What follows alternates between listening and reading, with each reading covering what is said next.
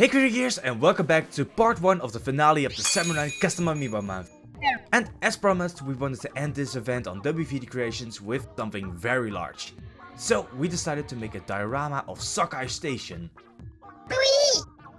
It's the perfect project to end these 2 months of work and to also immediately make a place to store all of our Salmon Run Amiibos.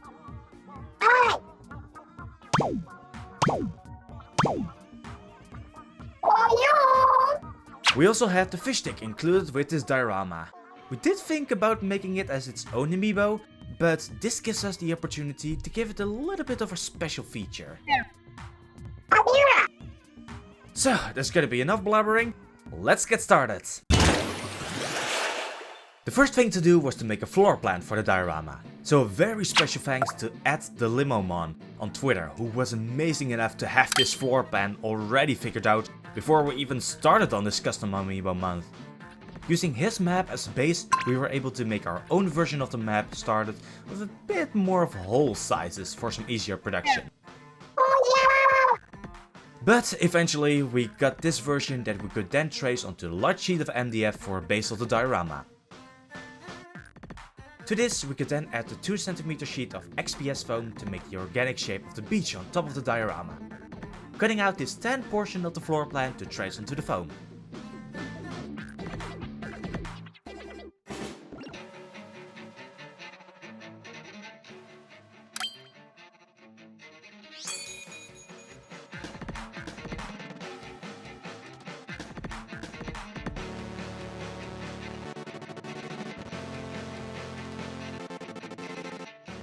Then using a box cutter for the straight parts of the beach,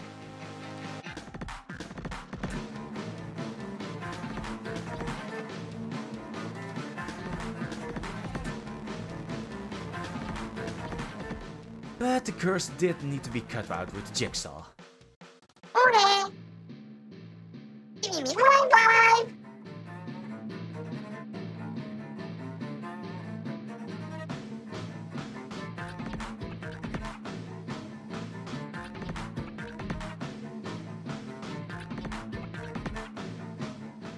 Then we got to glue this to the sheet of MDF with some wood glue.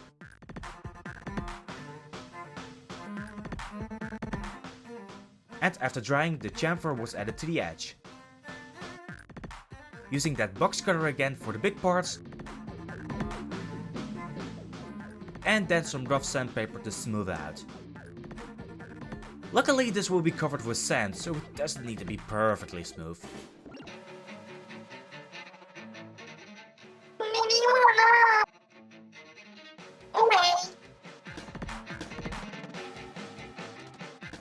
Next we trace the lines that we scored onto the MDF by cutting the floor plan on top of the wood to have a reference where the buildings are going to need to be placed.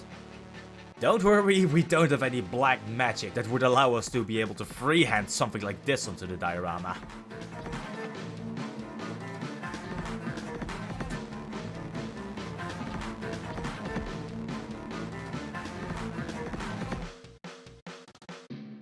But those buildings were going to be the next part to make for the diorama.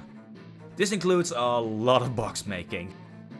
So this was just a lot of measuring the tops of the platforms, then drawing these measurements onto the foam boards, then extending the measurements of the heights for the sides that we needed, then cutting these out of the sheet, then cutting a 45-degree angle onto the meeting edges, and finally gluing these parts together. Luckily, we did get some variation with the rounded parts of the center of the diorama. With the big tower for the middle, for which we needed to make this 3-layered circle.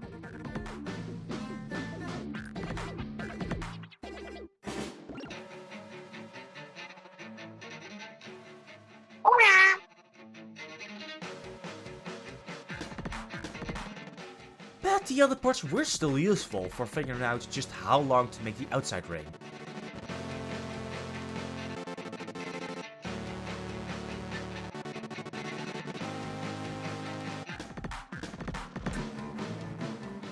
This made it possible to measure out and cut the slope that we needed for both floors of the tower.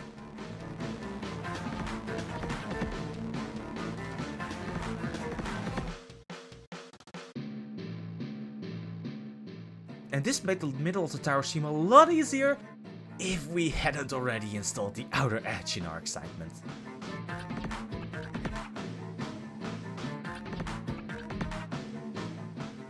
But eventually we did have to go back to the boxes with the other half of the diorama. But unlike the first half that we glued to the MDF, we needed to keep this half of the diorama separate for a bit longer. Because this part will house the fish stick and its motor underneath the surface to make the small fry spin around as the electronics of the diorama are turned on.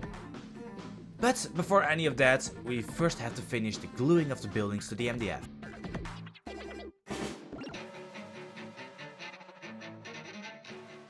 And after installing some of the sloped walls, we are left with this checkpoint with all of the flat levels of the diorama.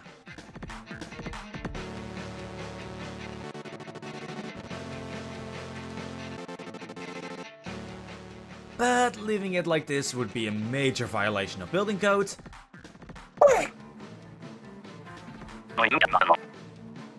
But anyway, we still need to close up these open parts of the diorama by either doing some Pythagorean calculations, or we can just measure out the length of the sloped walls. And that combined with the width of the opening, get the sizes for the slopes.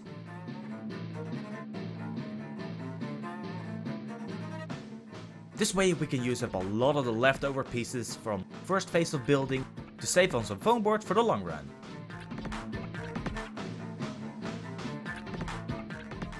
But it's still just a lot of measuring, drawing, cutting and gluing.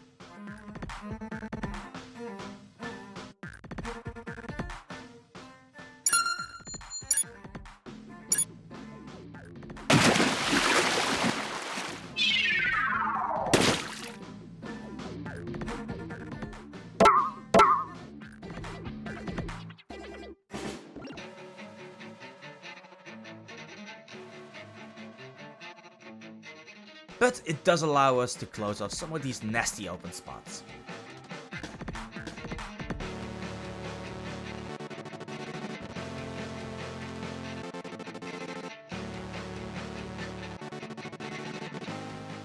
And it also allows us to finally install this spiral staircase that we made for this really tough part.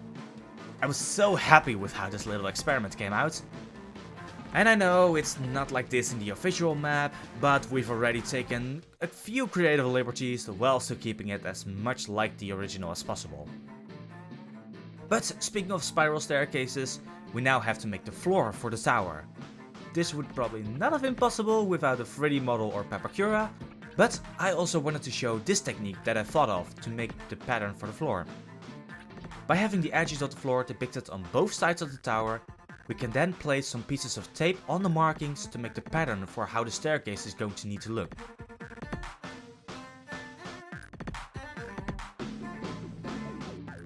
This we then transfer from the tower onto a piece of newspaper to stop the tape from sticking everywhere.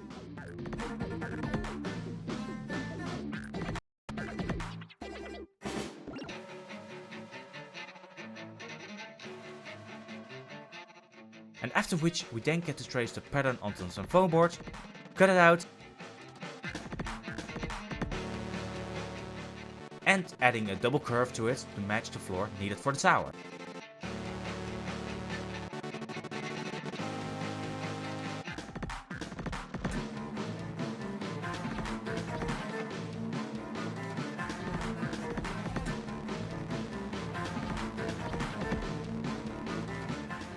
And with a second try after adding the pattern a bit for a little error,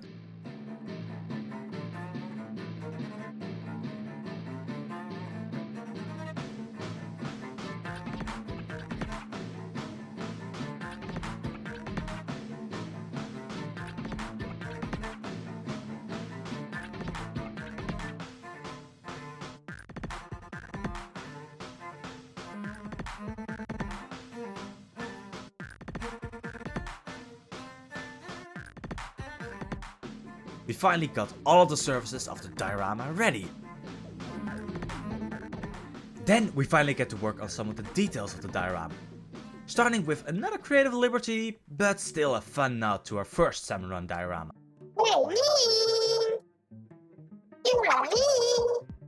But anyway, after these sewage pipes are glued on, Next we have these bases for the street lanterns to glue to the diorama.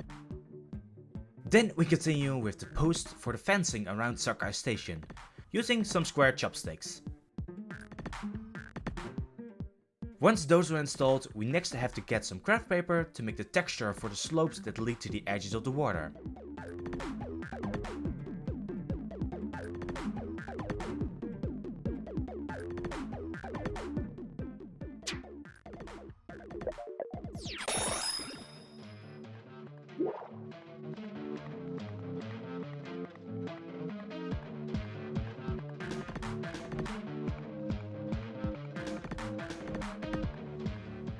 Then going back to the fencing to make the horizontal parts of the railing. Making this two-part structure for the post around the basket.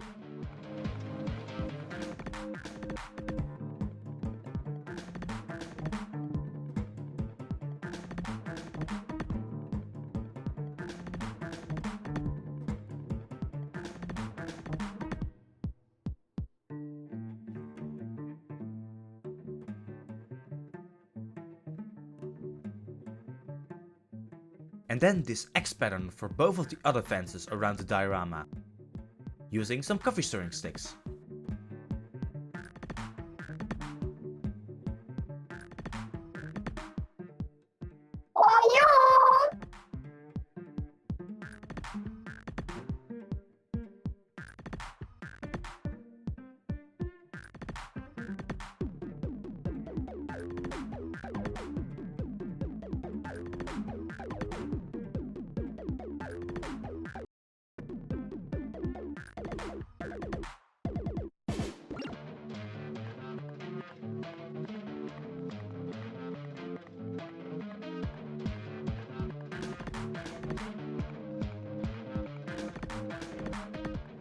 Once those fences are glued on, we actually get to remove some stuff. Mainly some selective parts of the beach to make plates for these 3D printed amiibo holders to hold all of our custom amiibos that are going to be stored within this diorama.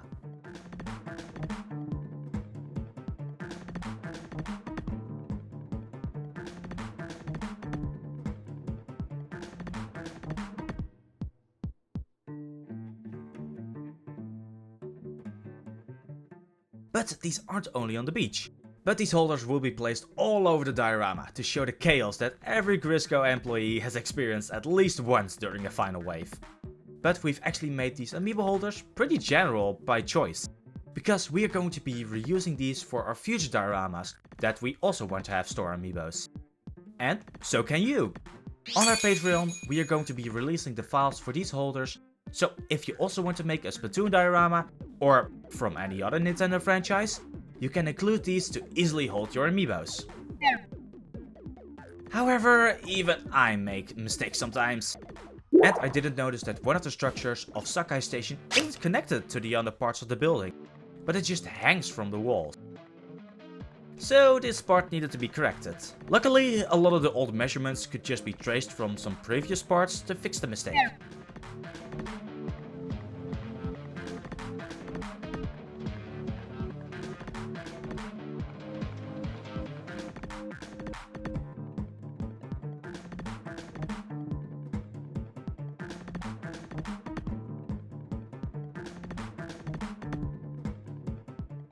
And now that's installed, we can immediately also glue on some more square chopsticks for the supports below the platform.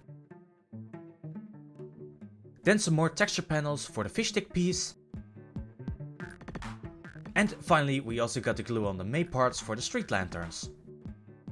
Then we had to bend and cut a lot of these 90-degree craft paper angles for some of the edge decorations around the diorama.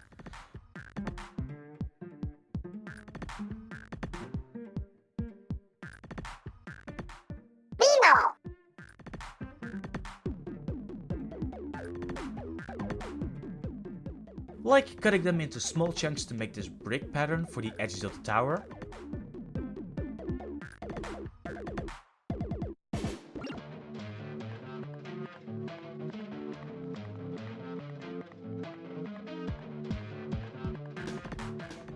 Or as some whole edges for the other levels around the diorama.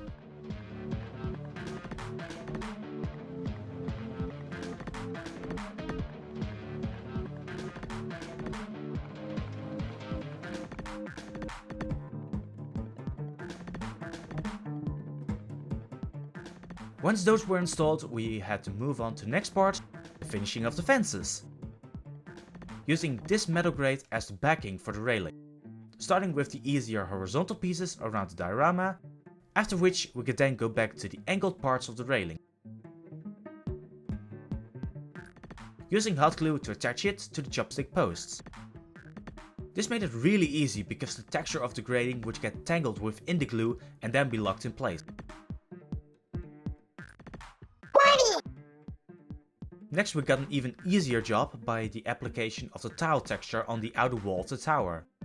By pressing a pencil into a scored line within the foam board to make this indentation. And this same technique was then also used for the cracked concrete texture of the lower part of the fish stick piece. Speaking of the big guy, you Creagears have waited long enough for his introduction. So let's first get started on his tower. For this we had to cut even more foam board for yet another box. But at least with this one we could give a little bit more character by making the base smaller than the top, to create this chamfered rectangle.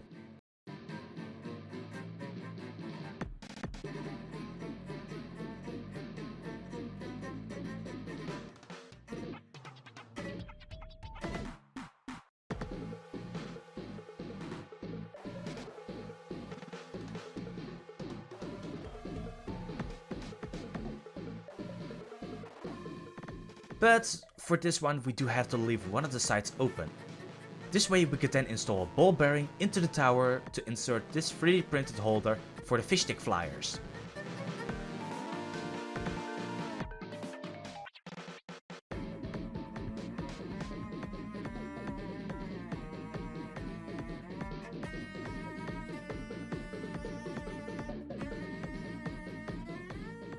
But before all of that, we first have to make the oven pan that sits on top of the tower from some plastic art.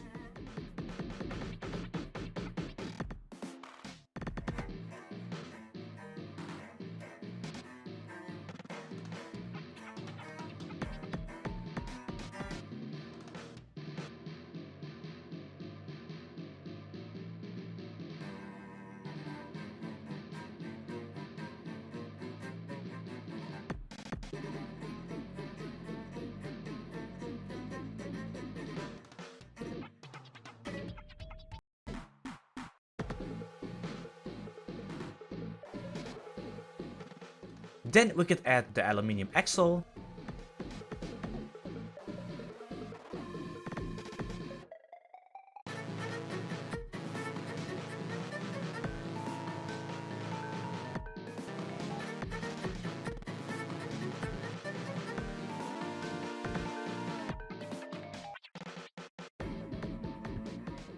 And get the flyers from the resin 3D printer. This saves so much work needed to sculpt each and every one of them by hand, and this way we get 8 identical salmonids. And we can even let it make some small trash that we can then decorate the beach and some other parts of the diorama with. That does mean we need to remove all of the supports and sand each and every one of them, but it's still definitely worth it.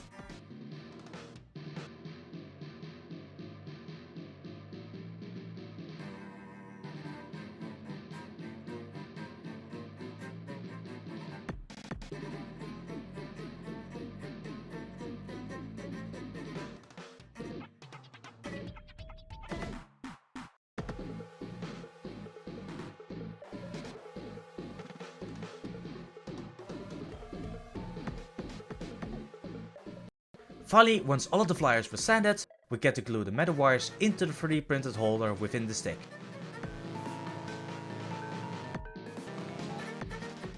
Then we get to drill and glue all of the resin 3D printed figures onto the carousel.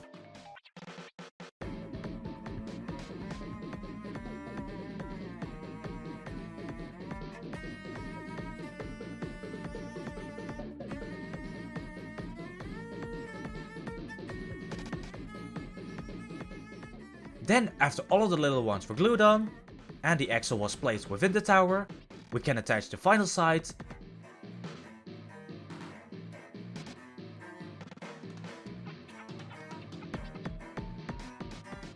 and glue the underside to the fish stick piece.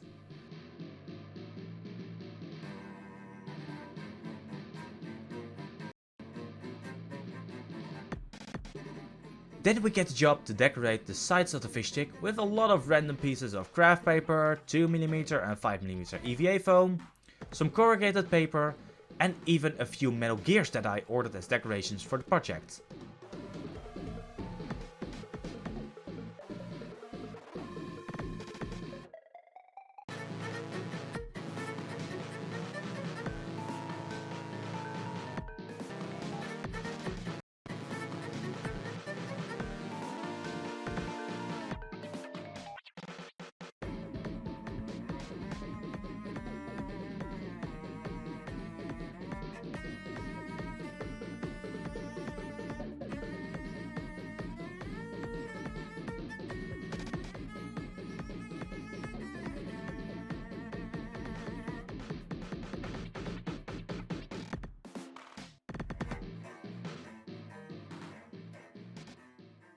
With all of these decorations added to the tower, we then get to add some decorations to the beach, with all of the pieces of garbage that would have washed up from Splatsville. With a large box that you would be able to find in hero mode, and the different bottles and cups scattered around. And of course also some pieces of corrugated paper as metal scraps. All were placed following the reference photos that we could gather from the map.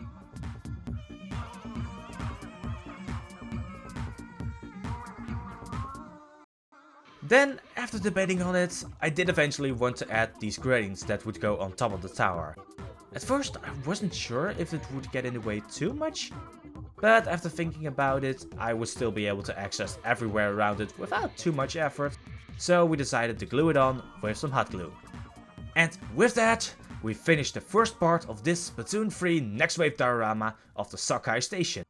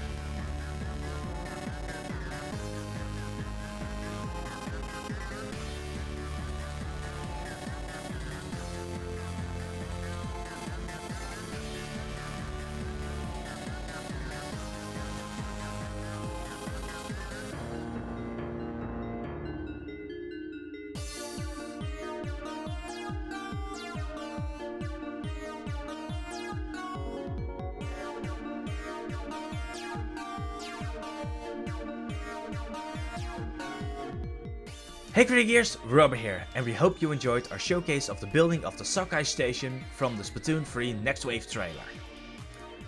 Well, that was 2 full weeks of work to get the diorama to this point, and we're not even done yet. We still have to add the sand and the mud textures, all of the paint, and the posters and other little decorations around the map.